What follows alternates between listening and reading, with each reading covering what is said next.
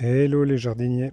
Alors, ce soir je suis de nouveau au jardin, mais c'est côté fleurs. Donc, il y a quelque temps, disons au début de l'été, j'ai acheté ce jasmin, solanium, et je l'ai mis dans ce bac ici, avec l'intention de le faire pousser pour qu'il envahisse cette paroi que j'aime pas trop. Il a bien pris, et à l'époque quand je l'ai planté, je me suis dit il faut que je le multiplie.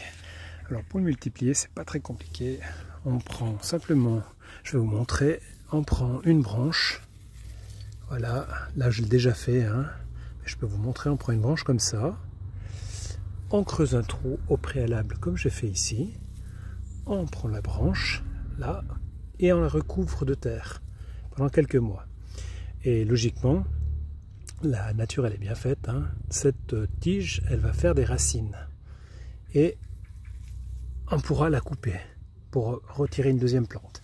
Alors c'est ce qui s'est passé ici, vous voyez, je vais vous montrer, là la branche elle est ici, là on la voit là, ici exactement, voilà, elle est dans la terre et là j'ai déjà creusé au préalable parce que ce soir je veux prélever ce planton, et ici on peut constater, je ne sais pas si on arrive à voir, qu'il y a déjà des racines qui sont là.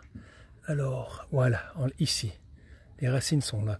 Alors moi ce que j'ai fait, j'ai déjà creusé au préalable, fait un bon trou, et maintenant je vais prendre toute la motte qui est là, et je vais la mettre dans ce pot ici. Alors je vais faire l'opération, je mets sur pause, je fais l'opération, je vous montre après le résultat. À tout à l'heure.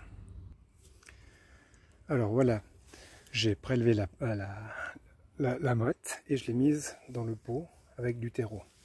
Voilà, ici on peut constater que les racines sont bien là, donc ça va être parfait. Maintenant ce qu'il faut faire, c'est je vais replanter cette racine à l'intérieur. Il faut penser que là dessous c'est la même chose partout, c'est plein de racines, et c'est cette branche ici qui a fait les racines, simplement en la mettant dans la terre. Alors maintenant je la recouvre bien, je laisse le tuteur ici, et j'ai réservé un peu d'eau.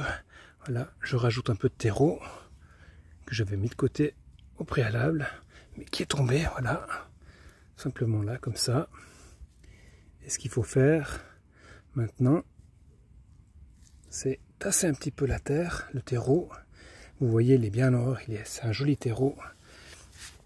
Et je dois faire plusieurs trucs en même temps et puis tenir la caméra, c'est pas évident, mais vous avez l'habitude de mes cadrages un peu farfelus. L'important c'est qu'on puisse voir les opérations. Voilà, une fois que ça c'est fait, on prend simplement l'arrosoir, on ôte voilà, la pomme et on arrose bien.